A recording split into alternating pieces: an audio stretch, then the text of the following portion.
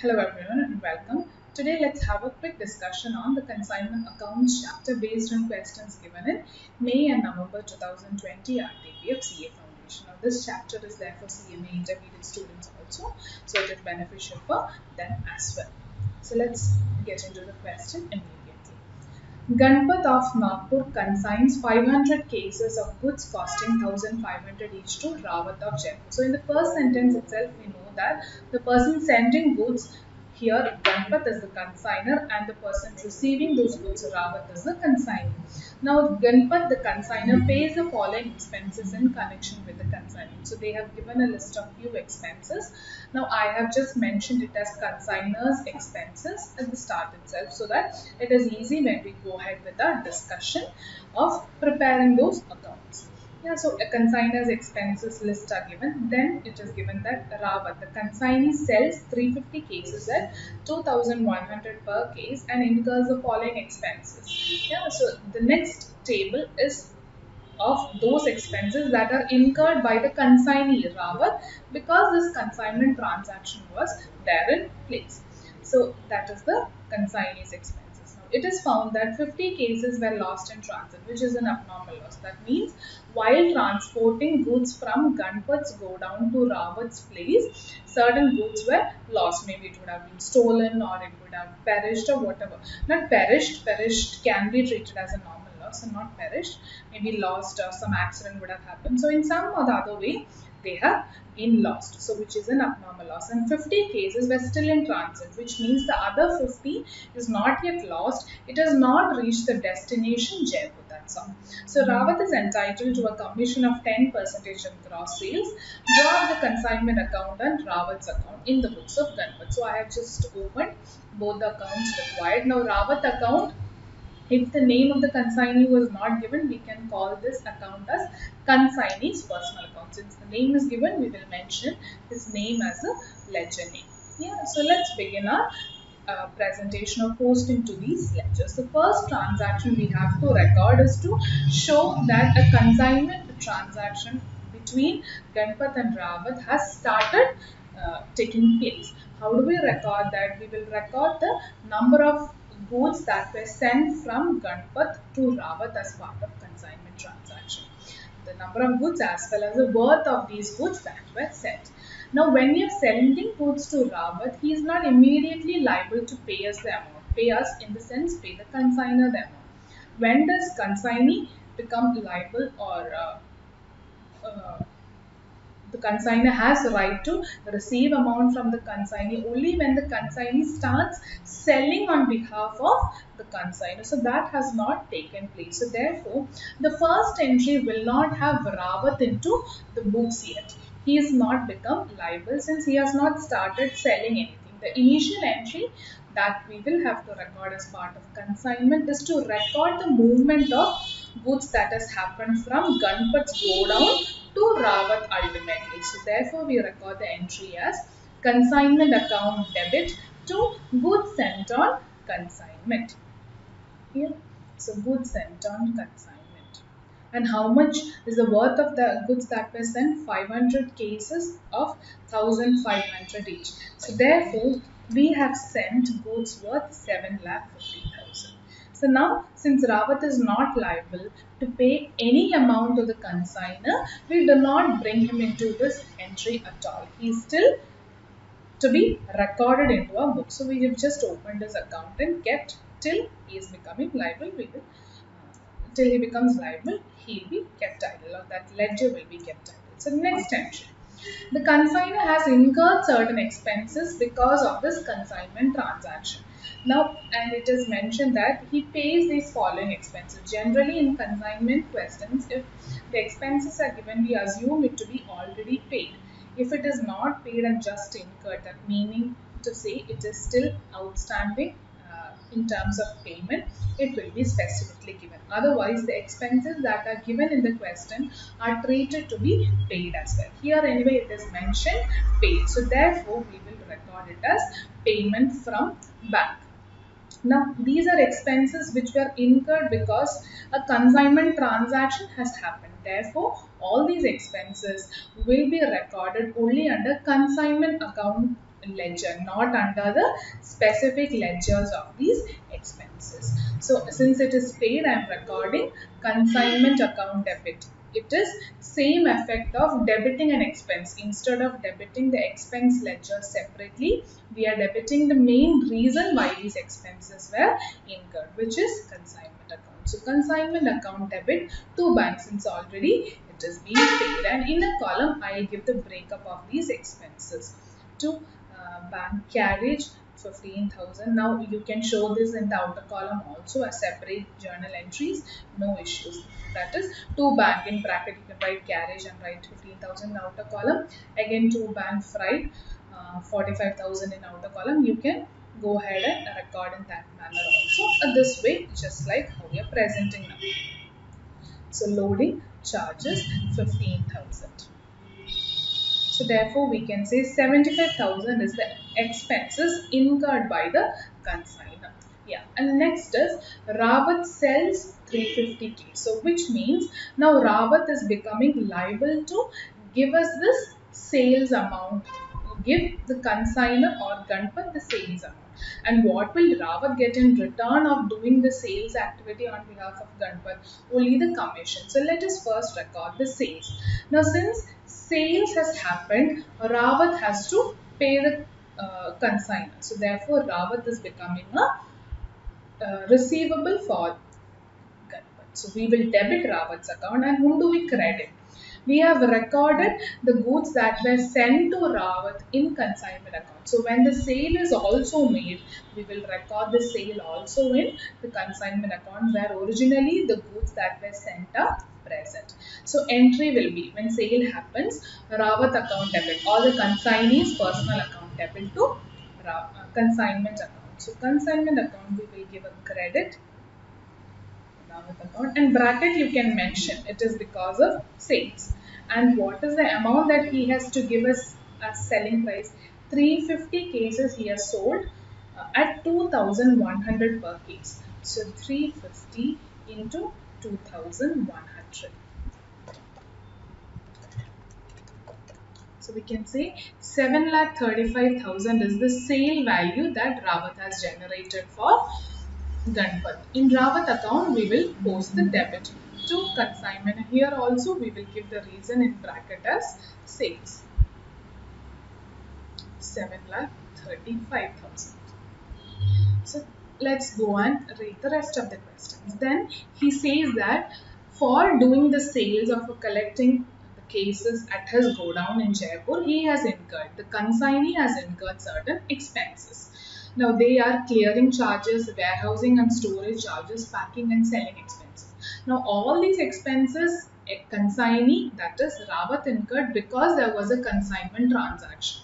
Yeah, so therefore all these expenses, in spite of who earns it, it is all part of consignment expenses. Therefore we will debit the consignment account just like we have debited consignor's expenses. So to bank. But why did we show it separately, or why did I write in the question itself that these are consignor's expenses and these are consignee's expenses? That is because when the time comes to compute the closing stock as part of this consignment, you will have to take into certain, you will have to consider certain expenses and you will have to ignore certain expenses. So that is the reason this bifurcation or the specific presentation was given to us. Yeah. So therefore, when you're recording these expenses, you will record it just like consignor's expenses. But sorry, I have mentioned it as bank. It is not bank. These expenses were incurred by consignee, yeah, on behalf of consignor. So therefore, payment would have gone from the consignee Rawat. So in his bank account, there would have been a credit. But for the consignor, will there be any bank payment? No. So therefore, how do we record this then? We will record these as a consignment expenses. So therefore, we will debit consignment. But who has paid for us? Rawat has paid for us. So therefore, we will credit Rawat, stating that we are liable. We are, in the sense the consignor is liable to pay the consignee. So therefore, you will write to Rawat's account, because bank account has been credited from his side. So to Rawat's account. In bracket you can mention expenses. Now here also you can either show all expenses separately or all expenses collectively, doesn't matter. Only thing you have to consider or keep a check is when you're taking into consideration the closing stock valuation. Okay? So therefore I'll write everything together. Clearing charges, that was 18,000. Then we had warehouse and storage charges,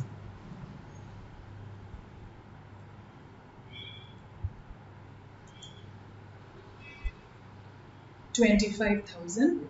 And finally, we had expenses incurred by Rawat for packing and selling expenses, 7,000.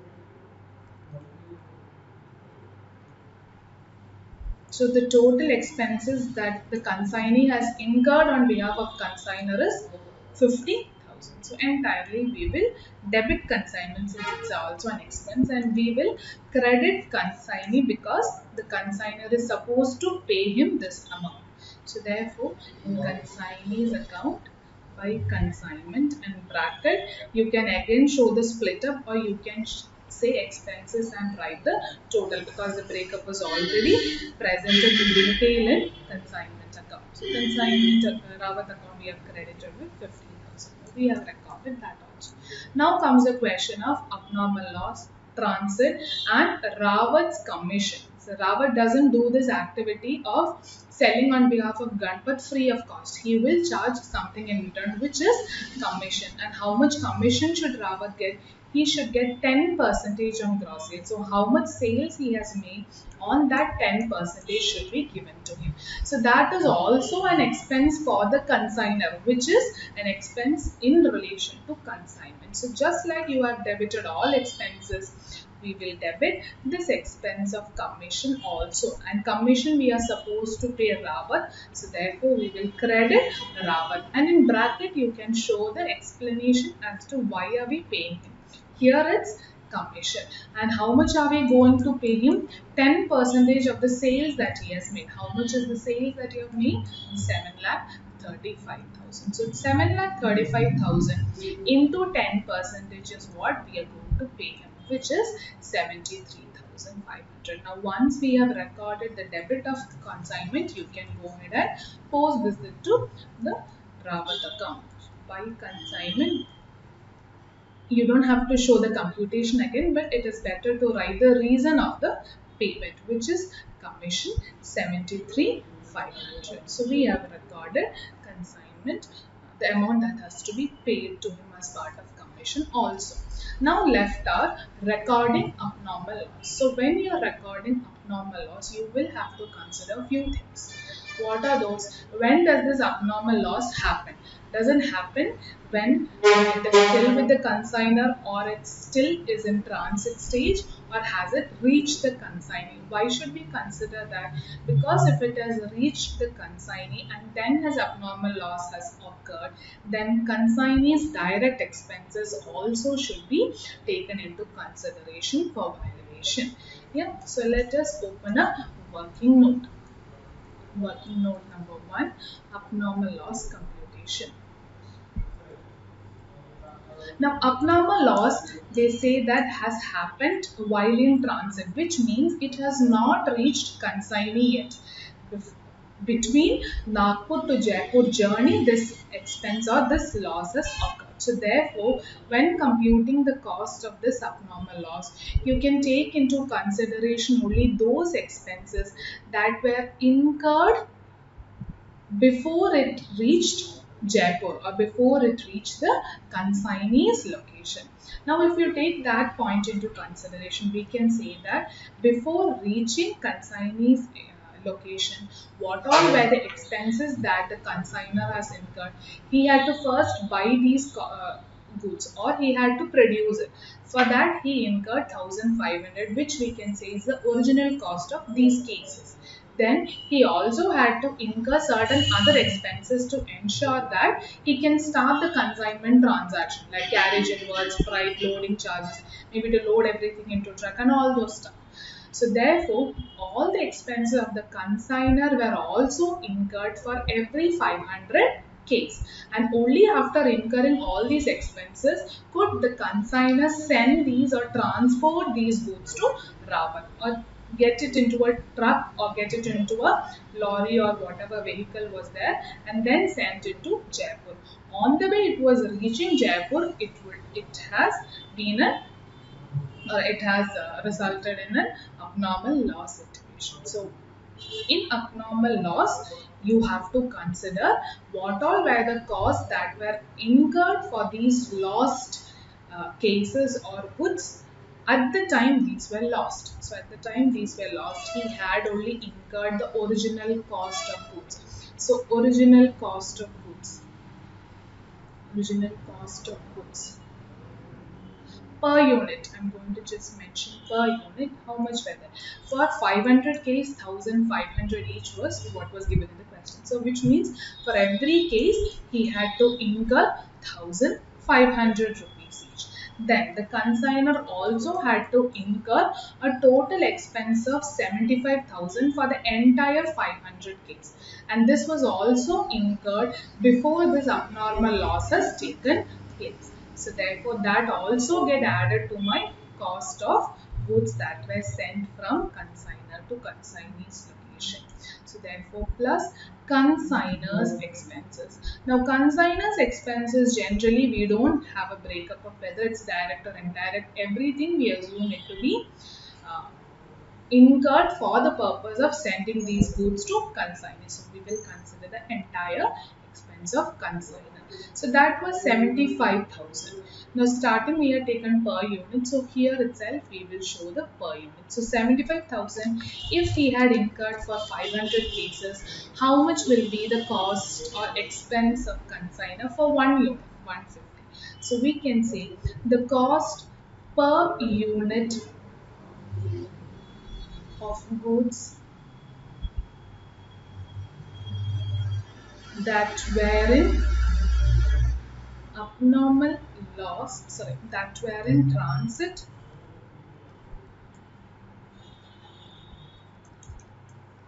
and abnormal loss were 1650. Now if 1650 was the cost of every case that the consignor has incurred for sending these goods to Rawat, we can say the abnormal loss cost was a cost of normally lost units in total were 50 cases lost, and for each case 1650 was the expense incurred. So therefore we can say the abnormal loss was 82,500. Now this 82,500 was incurred or was present in consignment accounts debit as part of this first and second entry. So since it has already become an abnormal loss and we cannot sell it, you will have to credit it in consignment account, just like the concept of crediting abnormal loss in trading account. So by abnormal loss. So you are crediting consignment account to eliminate the cost of goods that were abnormally lost, which are present on the debit side of consignment account. So give the reference working note number 1 and the amount is 82,500. So abnormally lost goods are also eliminated from this consignment. If we do not do that, it will ultimately be reflected in the balancing figure that we are going to arrive at, which is generally the profit that the business is going to earn by doing this consignment account. So we will have to eliminate it just like you treat it in a trading account. Now after recording abnormal loss also, then comes the requirement to record the closing stock which is still lying with the consignee or in transit as part of this consignment account. So next will be consignment stock. You will record it just like how in trading account you record a closing stock. So buy consignment stock or buy stock on consignment, whichever way you want to name it, you can go ahead and do that. And then it will be in this case or in this question a combination of goods that are actually lying with Rawat in his godown which he couldn't sell, and also a combination of the goods that were still in transit, because Ganpat has sent 500 goods. Now how much could Rawat sell? He could sell only 350. So which means 150 was still pending. And out of that 150, we have eliminated the abnormal loss for 50 cases, which means still 100 are to be recorded. But how much will Rawat have in his go down as closing stock? How much would he have? He would have only 50. Why? 500 was sent, 50 were lost in transit, which means while it was reaching Rawat, only 450 would have been actually proper goods or goods that has not been lost and were in process of reaching Rawat. So out of that 450, again 50 were in transit, which means only 400 could have reached Rawat's godown. Out of 400, he sold 350. So which means remaining 50 was in Rawat's possession and another 50 was still in transit, which also should be considered as part of closing stock of consignment. If not, there will be a mismatch in the number of units. If we do not show the 50 that were in transit, we will have that effect in the balancing figure which you are going to arrive as part of this consignment account. So therefore, consignment account is a combination of goods that are in transit and also the stock that were not were being that were not sold by the consignee but were in his possession. So in transit and also with Rawat, closing stock.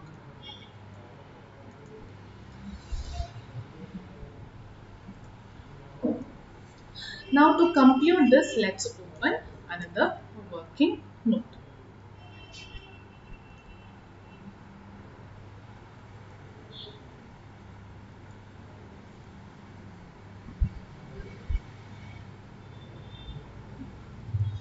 So the goods that were in transit, it has not reached Rawat yet. So if it has not reached Rawat yet, would he have incurred all these expenses for those 50 cases? No.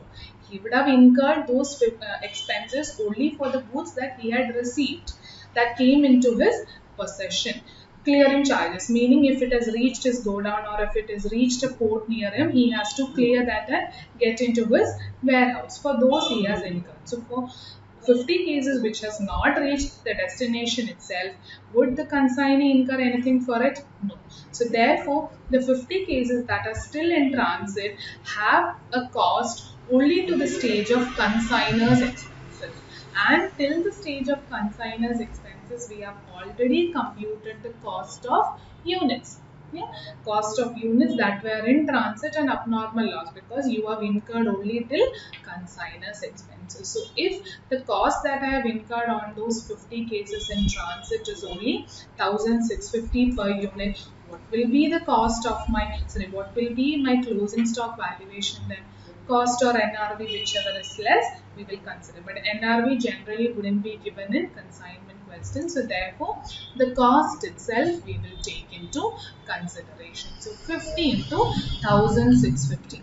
So we can say that 80 to 500 is the cost of goods that were still in transit and has not reached Rawat's location yet, but still it has to be considered as part of my closing stock. If not, you cannot tally the number of units that were sent and sold and normal loss, written off and all those. There will be a mismatch. And finally, we have to compute the closing stock lying with Rawat, which is also 50 units. Closing stock with Rawat in his warehouse. How much is that? We can show the computation. 500 cases were sent from Gatpad. Out of that, 50 were abnormally lost. Again, another 50 are in transit. So remaining only who would have received, Rawat would have received. Out of the things or goods that he had received, he sold 350. So therefore we can say that out of 400, 350 were sold, which means remaining 50 cases were lying with Rawat as closing stock. Now we have to compute the value of this closing stock. Now since Rawat is already in possession of this 50 cases which is lying in his warehouse, we have to compute his direct expenses portion also while taking the valuation of inventory. So the computation will be again same way. Original cost of goods per unit is going to be for those 50 cases lying with Rawat also, consignor had to initially incur certain expenses, which we will say as original cost of goods. Per unit we are going to consider, which is 1500. Then the entire expenses earned by consignor will be considered for this valuation. There wouldn't be any bifurcation of direct or indirect. Entire expenses earned by consignor will be considered, which is 75,000 for 500 cases, which is 150. Along with that, you will also consider consignee's expenses, but only to that portion which is direct in nature. So consignee's direct expenses, meaning to say direct expenses are only those expenses that the consignee has incurred to ensure that he has got possession of this goods and it is available with him for sale, that he can start selling. To ensure that he gets all those rights into his hands and the physical goods, if he has incurred any expenses, those will be treated or termed as direct, or it can also be termed as non-recurring expenses. Yeah. So therefore, direct expenses. So consigning direct expenses. He has incurred three expenses: clearing charges, warehousing and storage, packing and selling. Out of this, we can say that only clearing charges are direct expenses because the other two expenses he had to incur after he has received the possession of this goods. Warehousing and storage.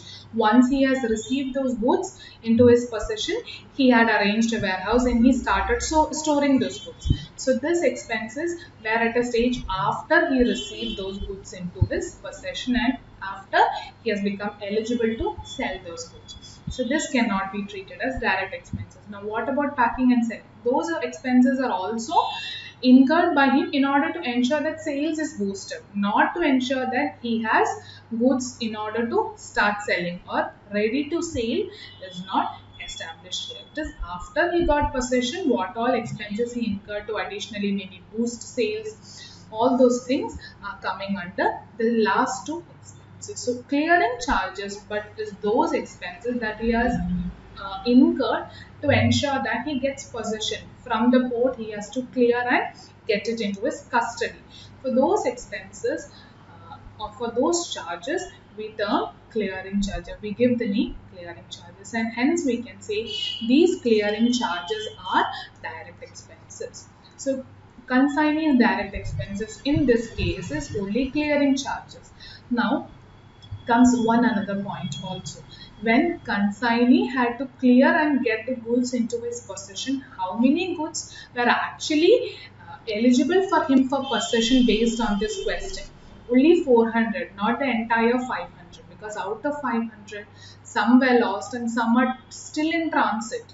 Which means if Rawat had to clear and get the possession of goods, it would only be for the remaining 400. So only for that 400 cases he incurred 18,000. So therefore per unit has to be computed accordingly. You cannot apply blindly 500 cases of the entire question. You have to see how much expenses had this consignee incurred to ensure that he got possession of the goods in order to start selling. Only those things should be taken into consideration. So 18,000 if he incurred for 400 units or 400 cases, we can say for per unit he had incurred 45 rupees. So therefore my cost per unit for valuation of closing stock is 1695. So cost of goods per unit at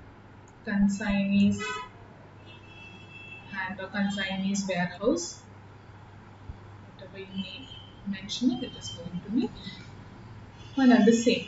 Therefore, the closing stock is going to be at consignee's place is going to be 1695 is per unit cost, and how many cases were available with him as closing stock? 50 cases.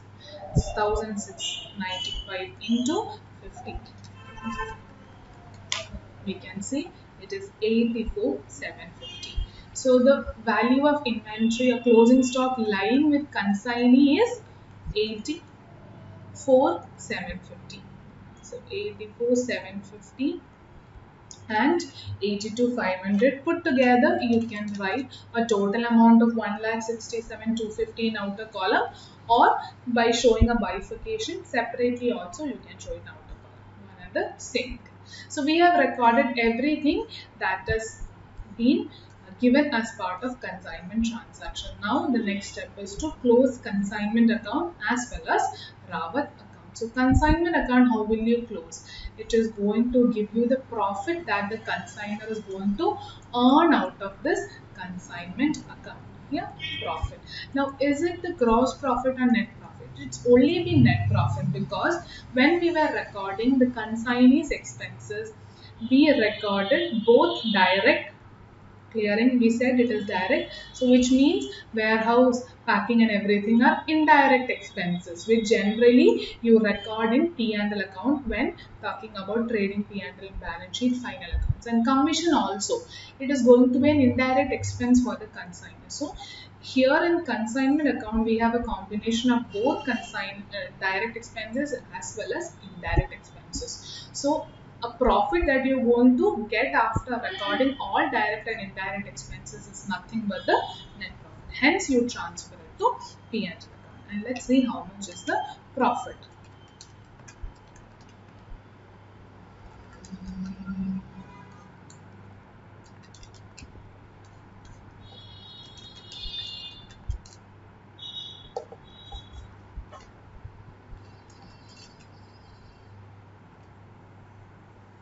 Seven lakh 35,000 plus 82.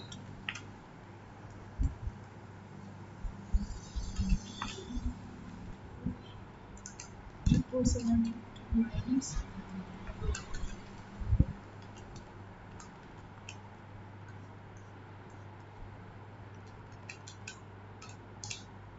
So therefore the profit is 36,250 out of this consignment. So we have completed consignment account. Let's move on to Rawat account quickly.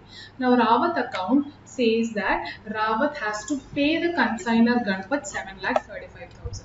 But the consignor also is liable to pay him the expenses he has incurred on behalf of the consignor, and also the commission, which is going to be 6,11,500.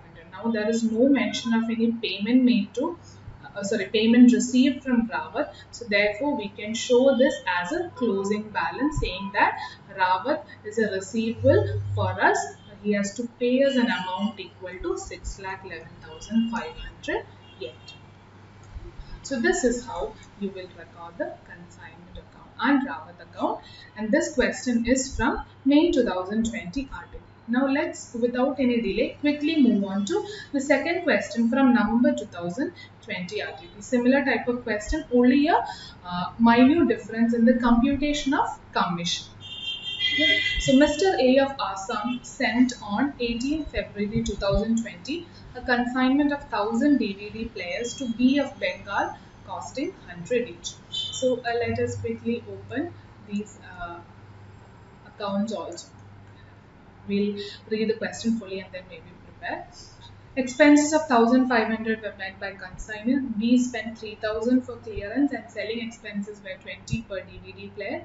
D sold on 15th March 2020 600 DVD players of 160 per DVD player, and again on 20th May 300 DVD players at 170 each. D is entitled to a commission of 25 per DVD player sold plus 1/4 of the amount by which the gross sale proceeds less total commission thereon exceeded a sum calculated at 125 per DVD player sold. This is the commission computation. Bit tricky, but it is easily computed. We can easily compute, do not worry about this. theory. B sent the amount due to A on 30th June 2020. You are required to prepare consignment account and B's account in the books of Mr. A. So let us quickly open the ledgers. Consignment account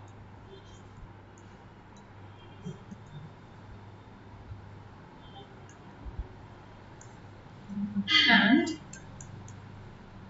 B in the sense the consignee's account. So B account. Now we will quickly start the first entry. When goods are being sent, that has to be recorded first, and we have sent 1000 DVD players to be of 100 each, and the dates are given. So therefore, while preparing the ledger, dates are also to be taken into account. So 18th February 2020, the first entry will be consignment account debit to goods sent on consignment.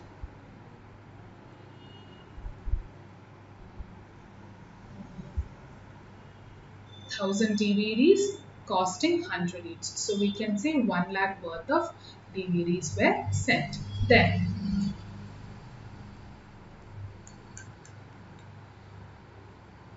expenses of 1500 were met by the consigner, which means consigner Mr. A paid 1500 for direct expenses. Now date is not mentioned, so we can take the same day as the consignment transaction started, and to bank bracket we can write expenses of consigner, and it was 1500. You can mention consigner's expenses in detail if you feel that gives a better presentation and avoids any confusion. Then they talk about consignee spending 3000 for clearance, which is a direct expense incurred by the consignee, and also selling expenses of 20 per DVD player. So selling expenses, if he has incurred, we can say it is in relation to actual sale. So how many goods were sold by B? 600 on 15th March and again 300 on 20th May. So which means in total he has incurred, he has sold 900 DVDs. So every DVD player that is being sold, he has incurred 20 selling expenses. So you will have to compute that amount. The first is clearance expenses. And the date is it mentioned? No, date is not mentioned. So consignee's initial expense also I am going to take it. Consignee's expenses for clearance I am going to take it on same date, B's account. In bracket you can write clearance, since he has paid on behalf of us 3000. The other expenses he incurred as and when sales occurred. So sales has occurred on two different dates. So you can either show it at two different dates or collectively on the last day of the last sale you can show it. So we will show it as a bifurcated way. 15th March he sold 600. So 15th March 2020, B would have incurred selling expenses for us. Selling expenses, how much? He would have incurred 20 rupees for every DVD sold. So 600 he had sold. So we can say 600 into 20, 12,000 he would have incurred on 15th March.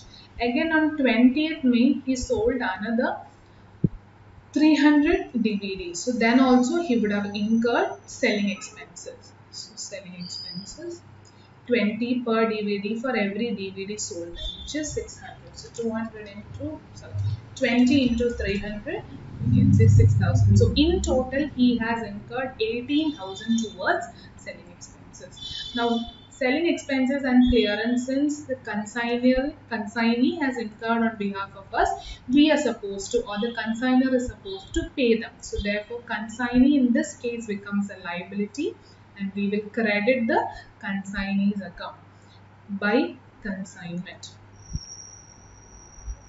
Here also you can use the dates given in question. Consignment, clearance 3000.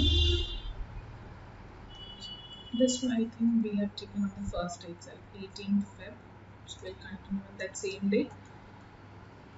15th March, first selling expenses.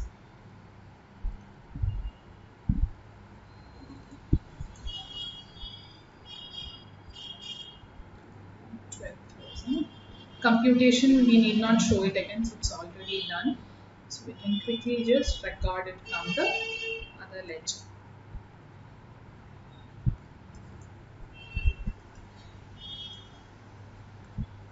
Okay, so we have recorded all expenses. Then comes the question, the rest of the question, wherein he has talked about the sales actually happening. So let us record the sales based on the dates given, and the selling price differs on each date. So please make sure you take into consideration also. So 15th March 600 into 160.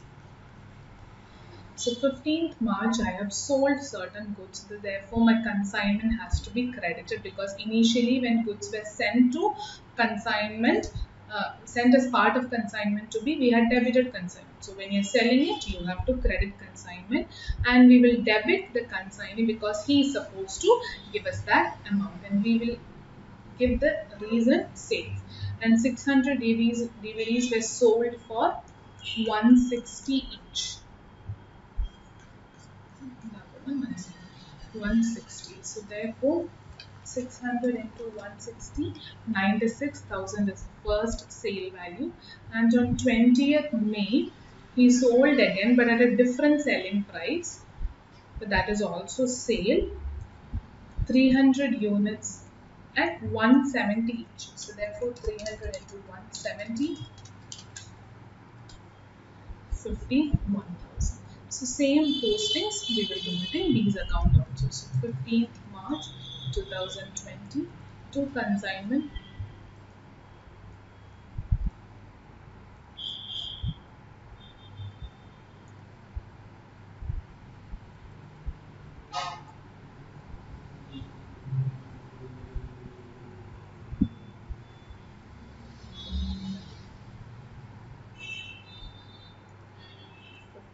$51,000.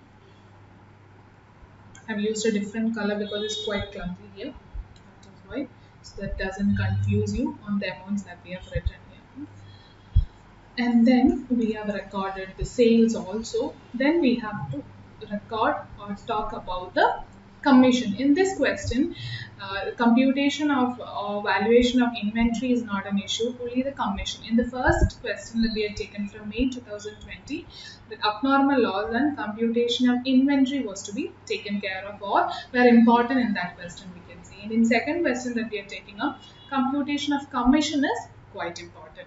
So let us compute the commission amount. I'm going to write it as a working note. I'm going to quickly write it here because it's easy to read the question, and otherwise it might become quite confusing to keep on scrolling the screen. So B is entitled to a commission of 25 per DVD player sold plus 1/4 of the amount by which the gross sale proceeds less total commission. That means we are supposed to pay him a commission. Yeah? And based on that commission, again you are given certain restriction. So therefore we can say that to arrive at the commission answer, you again have to include this commission amount, which becomes like a kind of a mathematical computation. So therefore it becomes confusing, and we can give a variable to avoid our confusion. That is, let total commission be X. Now that we are doing because the answer we have to get is also commission, or the way how to get the answer of total commission is given, but within that process also they are talking about commission being included. So therefore to avoid that, we can say the total commission be X. Now how to compute this X is given in the question. Let's read again. B is entitled to commission of 25 per DVD player sold. So which means for every sales of DVD done, he gets 25. Now how many DVDs were sold? 600 and 300. Even on different dates, ultimately commission is going to be received on the entire 900 units. Yeah, 600 plus, or maybe to explain in detail, we can show this breakup. So 600 into 300 total commission. That is the first part of the theory given. Plus. So along with this commission, you are going to get something else. Plus what? Plus 1/4 of the amount. So which means whatever amount you're going to get after this plus, you cannot take the total of it. You have to take only 1/4 of that amount. So therefore I'll say 1/4 of and give a bigger bracket. 1/4 of the amount. What is the amount by which the gross sale proceeds? What is gross sale proceeds? He has sold on two different dates. So the total of these two are gross sale proceeds. What is that? 96,000 and 51,000. So we will say 96 plus 51,000. Okay. By which the gross sale proceeds less total commission. That is, they're saying that gross sale proceeds, whatever it is, from that reduce the commission which we had already assigned the variable x. So 96 plus 51 total gross sale proceeds minus the commission x. That amount, how much thereon exceeded a sum calculated at 195 per DVD sold. So which means whatever the computation we are getting here, that should exceed a sum calculated. So which means this should be in one bracket. Minus, it should exceed a sum calculated at 125 per DVD sold. That is, how many DVDs were sold again? 600 plus 300. That every sold into 125. Whatever you get the amount, that has to be considered for computing the plus figure, plus 1/4 of this amount. Now, solve this equation. Now, it is kind of a equation which has variables on both LHS and RHS. So, x is equal to, we can say x is equal to 900 into 25, that is 22,500 plus 1 by 4 into 96,000 plus 51,000, it is 1,47,000 minus x and then minus x minus 900 into 125, which is 1,12,500. So solve this equation. So 22,500 plus 1 by 4 bracket 1,47,000 minus 1,12,500 is going to be 34,500. That minus x we can see.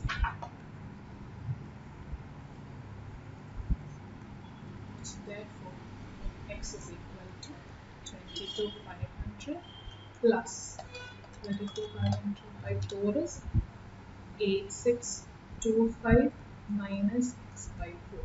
Now, all the numbers into one side and all the variables into one side. So, x plus moving x by 4 into the LHS. So, x plus x by 4 is equal to 22,500 plus 8,625, that is 30.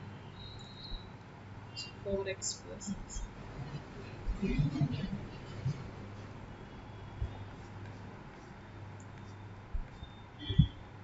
So 5x is equal to x is equal to 24. Now this computation I didn't explain much because it's your mathematical computation and you would have already learned in your math syllabus, or even in consignment we have similar questions in study material and previous question paper also.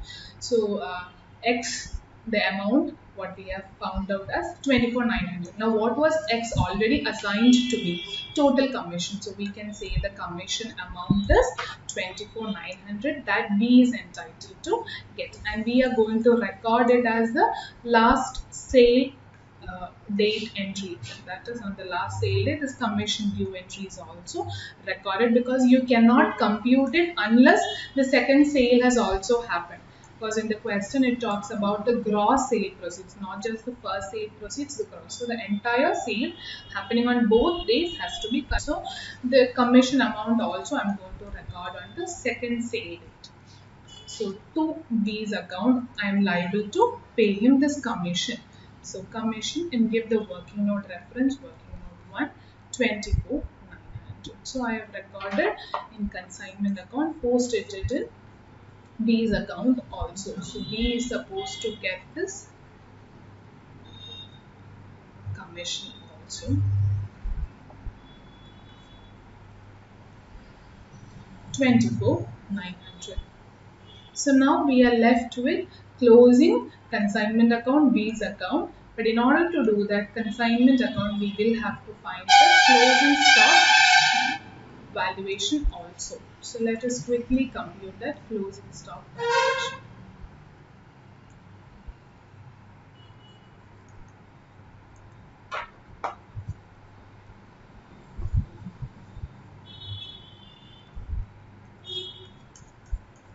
Now, how many goods were sent? 1,000 were sent, out of which B had sold 600 and 300, which means he sold 900, and remaining 100 has to be still there in B's go down. Now, there is nothing mentioned about in transit or abnormal loss or anything, so we can assume that B received the entire 1,000 DVDs, and out of that he sold 900. So, which means B had a closing stock of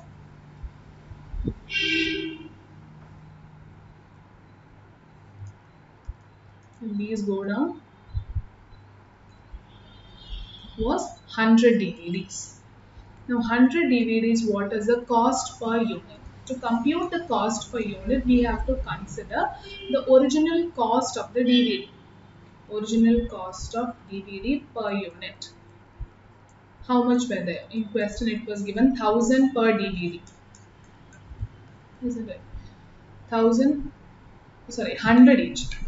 1,000 was the number of DVDs, so 100 each was the per unit cost. So 100 plus consigners expenses. Now consigners expenses, be it direct or indirect, we take into consideration fully for valuation of inventory purpose. And consigners expenses were 1,500.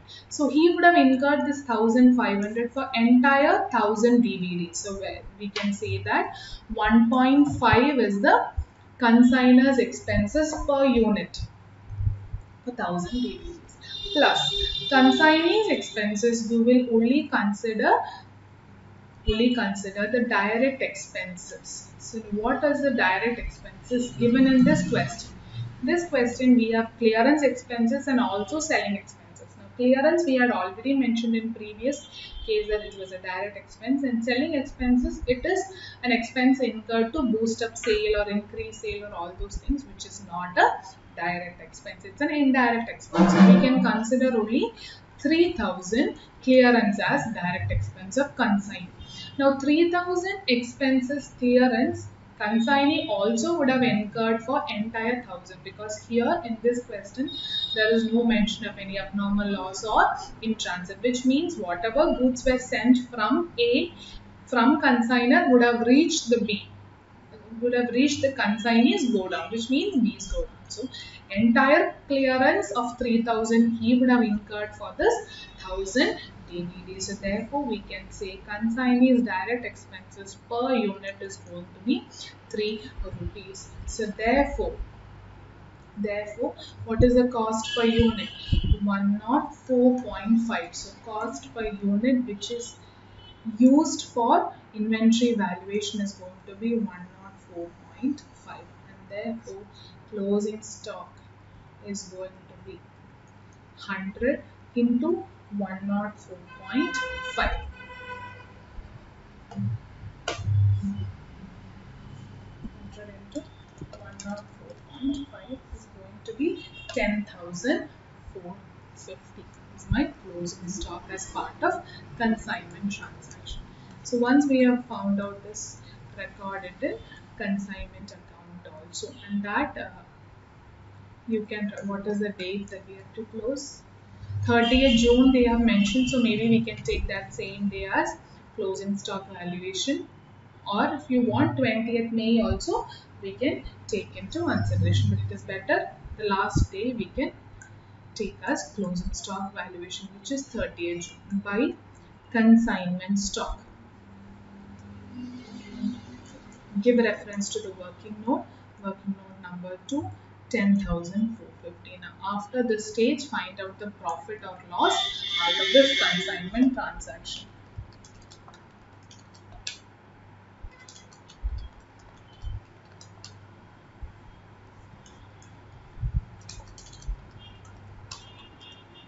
So therefore, the profit is going to be